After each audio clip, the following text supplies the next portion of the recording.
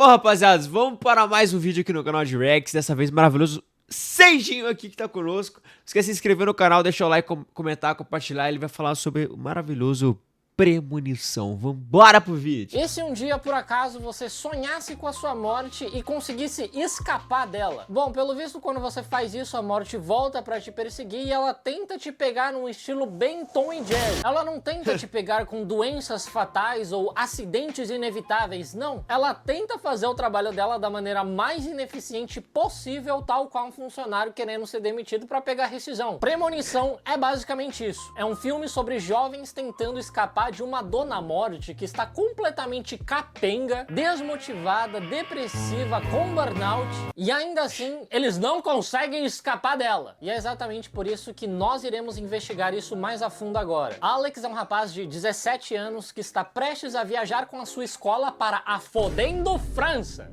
Sim, o país. Que escola é essa, né, mano? O que minha escola fez foi uma excursão para a incrível fábrica da Batavo, pra gente aprender como o iogurte é feito. Super divertido! E ainda assim, eu acho que foi uma experiência mais cheirosa do que conhecer franceses. E claro que ele tá bem ansioso com isso, né? Imagina ficar 10 dias longe de seus pais em Paris, que é a cidade do amor. No mínimo, 10 punhetas serão batidas. Mas, meu amigo, como esse maluco tá paranoico também. Ele tá morrendo de medo do avião dele cair. Sendo que ele tem 17 anos, nessa idade você ainda acha que você é imortal. Eu com 17 anos andava de skate no meio da rua, no meio da noite, escutando música sem capacete, sem joelheira. Eu voltava pra casa e ia dormir sem escovar o dente e sem rezar o Pai Nosso. Mas por algum motivo esse moleque já tá pensando que vai morrer. Bom, e enquanto todos os adolescentes ficam fazendo baderna de adolescente ali no aeroporto, nosso amigo Alex fica procurando sinais em todo lugar pra confirmar que a porra do avião vai cair. Ele é a última pessoa que você quer ter como companhia no avião. Você pode estar o mais tranquilo possível pra viagem, sentado na sua poltroninha, escutando a sua música, mas é só sentar um filho da puta desse do seu lado que você começa a questionar como que um ônibus de centenas de toneladas voa. Afinal, se a gente consegue fazer um trambolho desses voar, por que que um Renault Kwid não voa? Na verdade, eu vou além. Se a gente consegue fazer avião, por que que a gente não consegue fazer o Renault Kwid ser um carro primeiro? Falando em merda, que não faz o menor sentido, o melhor amigo do Alex, que é o Todd, convida o Alex, eu não tô nem brincando, pra ir cagar junto com ele. E ele explica que ele quer fazer isso antes de embarcar, porque lá dentro do avião os banheiros são muito piores. Isso eu concordo com você 100%, cara. Sua escola quis fazer uma excursão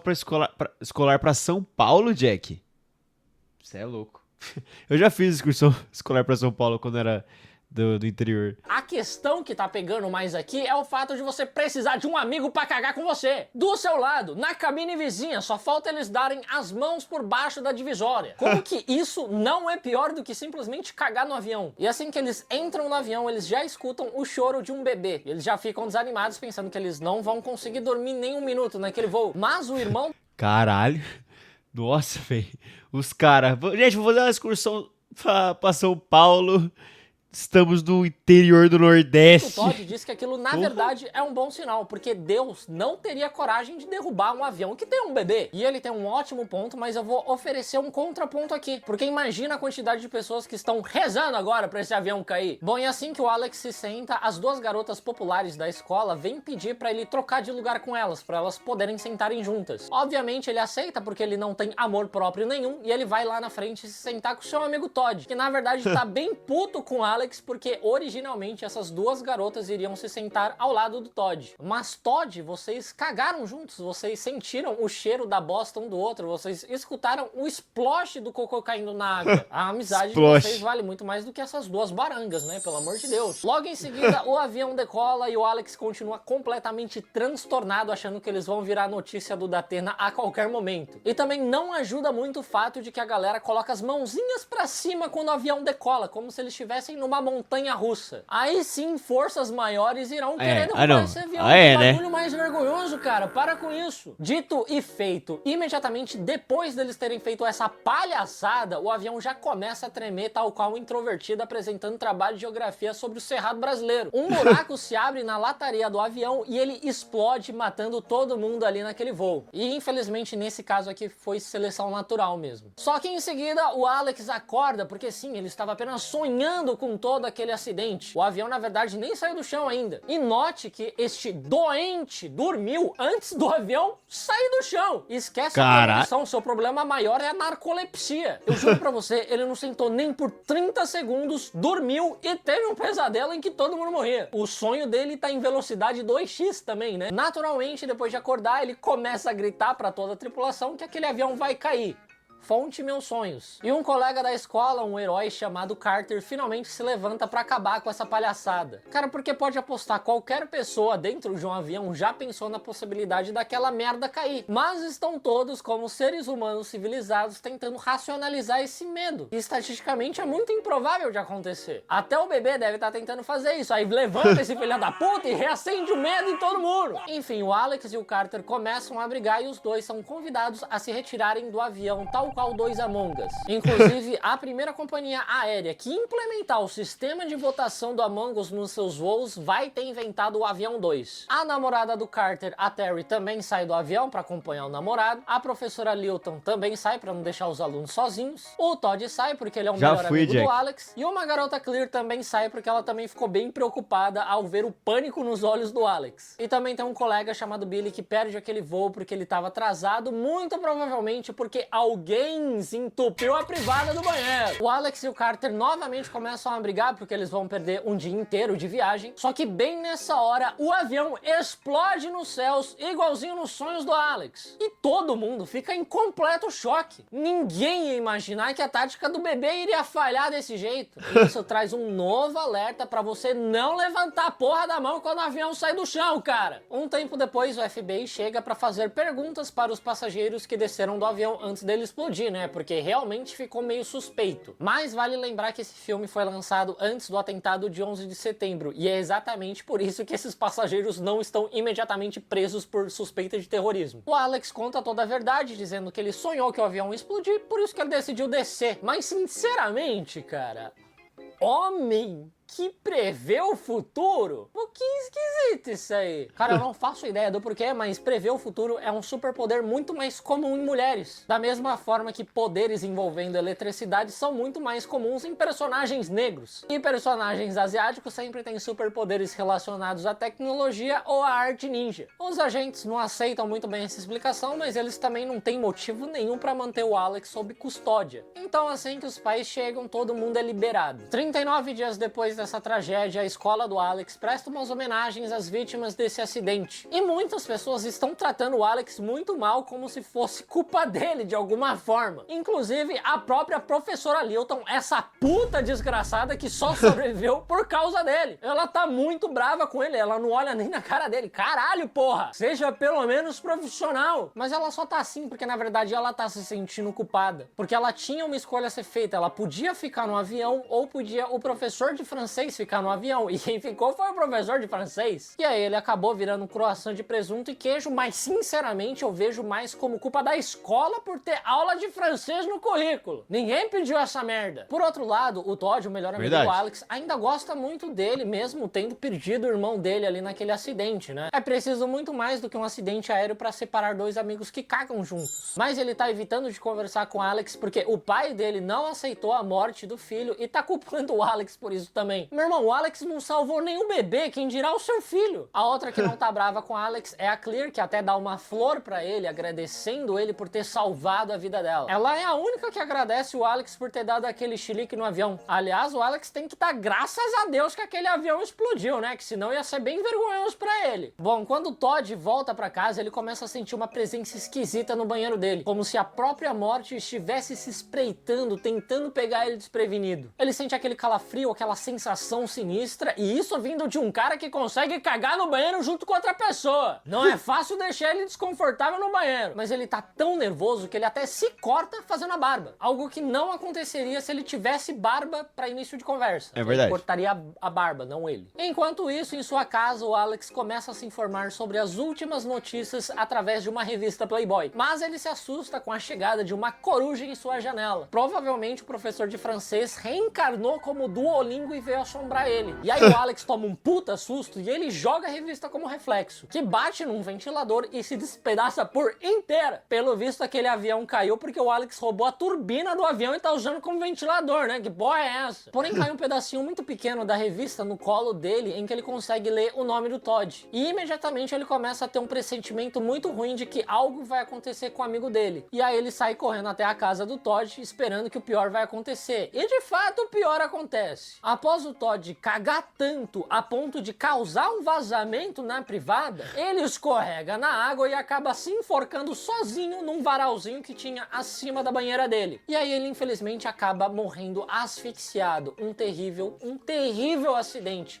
Porém, um bem engraçado também. Porque a qualquer momento ele poderia simplesmente ter ficado de pé, que ele já não morreria asfixiado. Mas não, ele preferiu ficar escorregando ali na banheira igual um idiota. No dia seguinte, o Alex vai até a casa da Clear, porque ele viu ela perto da casa do Todd na noite anterior. E ele veio perguntar pra ela o que ela tava fazendo ali, né? Ela explica que na noite do acidente do avião, ela sentiu o mesmo pânico que ele sentiu. E da mesma forma, na noite anterior, ela também sentiu a preocupação dele com o Todd. O que significa que ela provavelmente também sentiu ele lendo a Playboy, né? E o Alex conta pra Clear que ele ainda está sentindo a morte rodeando eles. E que talvez o Todd tenha sido apenas o primeiro. Só que estão dizendo por aí que o Todd cometeu o oposto de viver. E o Alex queria confirmar se isso é verdade mesmo, porque o Todd não parecia deprimido. A maluca da Clear então sugere que eles vejam o corpo do Todd lá no necrotério. Porque, nossa, claro, não existe isso, essa gente. com certeza é a segunda melhor opção, logo depois da opção de simplesmente esperar sair o relatório da autópsia. Mas por que esperar, né? E o idiota do Alex ainda aceita. Afinal de contas, o Todd é aquele tipo de cara que ficaria muito orgulhoso do Alex por ele estar usando a morte dele como desculpa pra sair num date com a esquisita que quer ver cadáver. O Todd com certeza tá onde quer que ele esteja. Então eles invadem o lugar e eles topam com o legista. Mas ao invés dele brigar ou expulsar eles de lá, ele não dá a mínima pra presença deles. Na verdade, ele parece apreciar essa visita e ele ainda explica pro Alex que a morte tem um plano para todos. Só que ele estragou esses planos ao simplesmente sair daquele avião. Agora, por que caralhos um legista tá falando como se ele fosse um Shinigami do Death Note que virou CLT? Eu não sei. Mas isso deixa os dois bem assustados. Até porque ele confirma que o Todd não cometeu o oposto de viver. Ele morreu de pura burrice mesmo. E já fica aqui o meu registro em vídeo que se eu morrer de uma maneira estúpida, por favor, falem que eu cometi o oposto de viver. No outro dia, o Alex conta pra Clear que ele realmente acha que a morte tá vindo atrás de todo mundo que sobreviveu àquele acidente. Porque, pelo visto, a morte também tem que bater meta no final do mês. E eles precisam procurar novos padrões pra fugir da morte novamente, igual aquela pista sobre a morte do Todd. Só que assim, quem exatamente tá enviando essas dicas pra eles? É a própria morte querendo brincar com ele ou é Deus tentando salvar a vida dele? Porque de qualquer forma tá fazendo um péssimo trabalho, tá? Pois eu, é. por exemplo, jamais iria interromper a minha bronha pra salvar a vida de um amigo meu. Em seguida, o Carter aparece junto com a namorada dele, a Terry, e novamente ele começa a brigar com o Alex como se fosse culpa dele também o Todd ter morrido igual um idiota. A Terry pede pro Carter parar com isso pra ele seguir logo com a vida dele, só que, ironicamente, quem não segue com a vida dela é a Terry. Porque logo em seguida ela é atropelada por um ônibus que passa ali a 300 por hora. Quase tão rápido quanto aqueles ônibus que fingem que não te viram correndo atrás dele, dando sinal pedindo pra eles pararem, pelo amor de Deus. Numa noite, enquanto o Alex assiste ao noticiário, ele descobre que a explosão do avião percorreu um certo caminho. E aí ele percebe que a morte tá indo atrás dos sobreviventes na ordem que eles teriam morrido se eles tivessem ficado no avião. Ou seja, primeiro foi o Todd, depois foi a Terry, e a próxima, graças a Deus, seria a professora Lilton, aquela mulher horrorosa. Então o Alex vai até a casa dela e começa a verificar se não tem nenhum pneu furado ali no carro dela. Infelizmente, hoje em dia é muito comum os alunos furarem os pneus dos carros dos professores que eles não gostam, principalmente os de biologia. Bastante cuidado você que é professor de biologia, viu? A gente costuma furar bastante o pneu, mas a gente nunca mexe na embreagem. Não precisa nem verificar se a embreagem tá boa. A gente não sabe boicotar a embreagem, é muito avançado, muita engenharia, a gente não sabe. Mas a professora acaba avistando o Alex mexendo ali no carro dela e ela chama os agentes do FBI que estão investigando o caso. Eles levam o garoto até o interrogatório e lá o Alex explica que ele descobriu, né, o padrão, a ordem que a morte está usando para matar as pessoas que sobreviveram ao acidente. Novamente eles não acreditam nele, mas eles liberam ele mesmo assim porque eles também não têm prova nenhuma que conecte o Alex a essas mortes misteriosas que estão acontecendo. Afinal, não tem como um moleque de 17 anos controlar um ônibus para atropelar uma menina. Eu acho que esses agentes do FBI precisam urgentemente fazer uma transição de carreira. Minha sugestão pessoal seria para eles fazerem um curso de lógica de programação lá na Alura, que é o curso mais recomendado para quem tá começando nessa área. Sem contar também que lógica é a coisa que eles mais precisam, né? Lá na Alura também tem o Tech Guide, que é um guia mesmo mostrando o que você pode estudar para dominar a sua área. E lembrando também que com uma matrícula você tem acesso a todos os cursos da plataforma. Ou seja, até mesmo esses agentes poderiam deixar de ser agentes para finalmente se tornar gente, com habilidades úteis para o mercado. Porque eles não podem simplesmente prender o Alex só porque ele prevê o futuro. Isso não é crime. Se isso fosse crime, a Alura teria que ser presa porque ela tá sempre antecipando as tendências futuras do mercado, tal qual os espectadores deste canal sempre antecipam em qual momento do vídeo vai entrar o momento Alura. Vocês estão ficando muito bons nisso e eu irei ficar mais imprevisível ainda. Mas falando sério agora, aproveita que aqui através do meu link você ganha 15% de desconto na sua matrícula, tá? E é aquilo que eu falei, uma matrícula dá acesso a todos os cursos da plataforma. É tudo online, então você decide quando e onde você quer estudar. Lá você vai encontrar tudo o que você precisa para arrebentar no mercado tech, beleza? É só conferir o link aqui na descrição. Agora voltando pro vídeo. Bom, depois desse interrogatório completamente inútil, o Alex sai correndo pra tentar salvar a professora Lilton, mas novamente ele chega tarde demais. Esse cara tem um poder mais inútil que eu já vi, ele não consegue salvar ninguém. E eu vou ter que te explicar o jeito que essa imbecil morre, porque é muito estúpido. É uma morte completamente Looney Tunes. Primeiro, ela ferve água pra tomar chá, só que ela toma um jump scare da caneca dela, só porque ela viu o logo da escola que ela trabalha, né? Ai, meu Deus. Daí ela esvazia essa caneca e enche ela com vodka gelada. E ela ainda coloca gelinho por cima. Nisso, a caneca que tava muito quente, agora tá muito gelada, ela trinca. E aí ela vai bebendo e andando pela casa e uma hora pinga um pouquinho de vodka em cima do monitor do computador dela, que aliás não tá nem ligado. Mas isso é o suficiente para causar um curto-circuito que começa a sair fumaça do monitor e a tela do monitor simplesmente explode, jogando um caco de vidro direto na garganta dela. Cara, é simplesmente genial. Eu nunca teria pensado nisso. A casa também começa a pegar fogo por conta da explosão e do rastro de vodka que ela deixou por toda a casa. E ela ali já no chão agonizando de dor, ela levanta o braço pra tentar pegar uma toalha que tá em cima da mesa, pra tentar parar o sangramento. Só que nisso ela derruba um monte de faca em cima dela, que obviamente todas caem com a ponta apontada pra ela, porque isso é uma regra do cinema. A faca nunca cai de lado, nunca cai com a parte do cabo voltada pra você. Faca sempre cai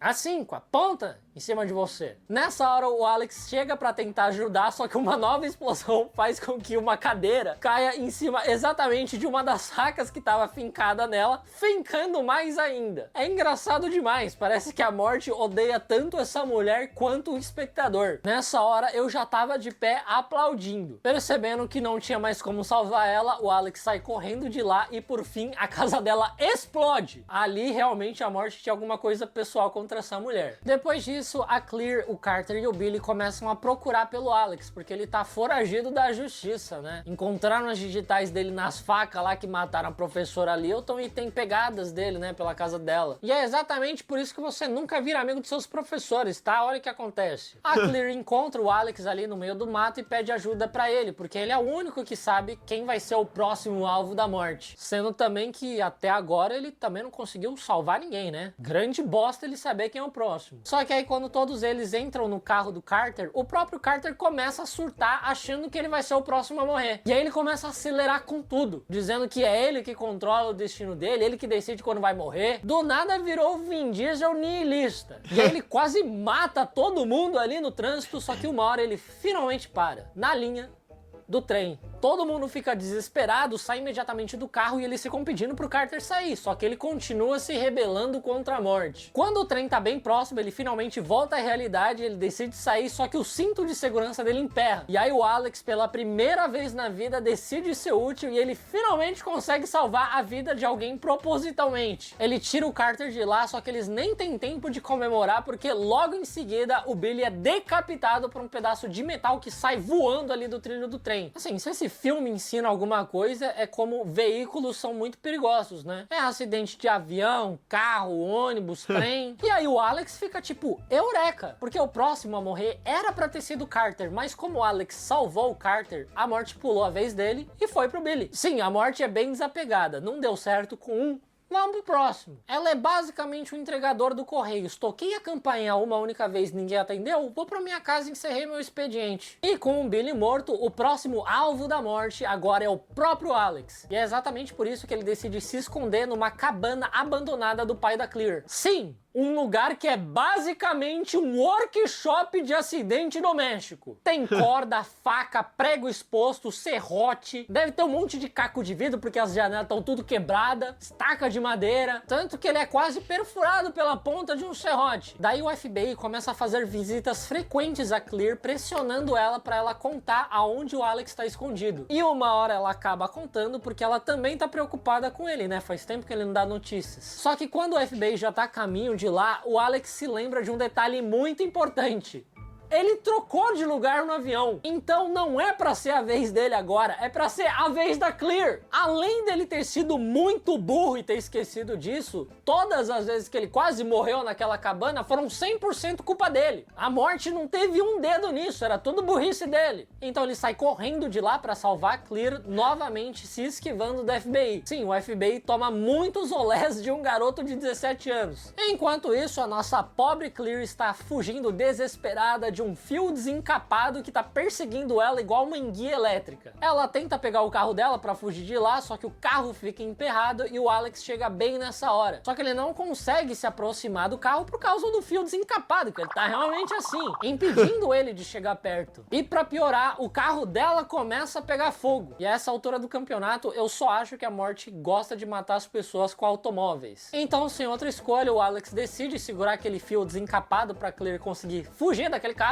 E assim que ela consegue sair do carro, ele explode, explodindo o Alex junto. Infelizmente, o Alex sobrevive e 6 meses depois, o Alex, o Carter e a Clear vão juntos até Paris. Eles vão lá fazer a viagem que era pra eles terem feito. Sim, os 3 juntos que foram marcados de morte pela própria morte, decidiram simplesmente subir juntos num avião. Sendo que a própria morte já usou o avião pra matar um monte de gente. E do jeito que essa morte é, eu nunca nem ia chegar perto de um automóvel, nunca mais na minha vida. Eu ia de jegue pra todo lugar. Bom, mas tá um clima super agradável ali na França. Eles estão bem felizes que eles conseguiram enganar a morte mais uma vez. Só que o Alex ainda não tá 100% convencido de que tudo isso acabou e ele ainda acha que ele pode ser o próximo. Afinal de contas, ele salvou a Clear, então pulou a vez e agora é a vez dele. Pois é, e mesmo sabendo disso, esse idiota foi lá e pegou um avião pra França. Nessa hora ele começa a ter um pressentimento ruim e decide voltar pro hotel. E realmente, primeiro o Alex quase é atropelado e depois ele é quase atingido por um letreiro que se desprende. Mas ele é salvo pelo Carter. Porém, a morte, muito sacana, você já sabe como ela funciona. Ela pula a vez do Alex e agora é a vez do Carter de novo. E dessa vez ela consegue pegar ele com aquele mesmo letreiro que despencou. Ele ficou balançando igual um pêndulo. Sim, a morte já tá ficando meio sem criatividade, meio sem recurso, acho que ela nem queria estar fazendo isso. E acredite ou não, é assim que o filme acaba. A morte vai continuar perseguindo esses dois até que eles finalmente morram. Isso não faz o menor sentido, porque ela tinha a oportunidade perfeita de simplesmente matar os 3 naquele avião pra França. Mas ela não quis. Eu realmente acho que a morte ela tá de saco cheio e ela quer ser demitida logo, por isso que ela tá fazendo um péssimo trabalho. E os personagens estão tipo, caramba, a morte é muito mirabolante, eu preciso escapar dela. E ela tá ali dando todas as oportunidades possíveis pra eles escaparem. Ela só apertando aleatório, aleatório, aleatório, aleatório, aleatório. escaparem dela, ela tá dando dicas pra eles escaparem dela e eles estão, nossa, é muito difícil, não consigo escapar. Ou seja, a minha conclusão desse filme é quando você receber um mau atendimento em algum serviço, você tem que avaliar como estrela só, porque às vezes essa pessoa tá tentando ser demitida e você tá impedindo ela dando 5 estrelas. A lição desse filme é seja maldoso com pessoas que atendem o público. Qual foi, mano? Beijo pra vocês, rapaziada. Obrigado por terem assistido esse maravilhoso vídeo. Valeu, Serginho. É nóis, rapaziada. Tamo junto e até o próximo vídeo. Não esquece de se inscrever no canal, hein?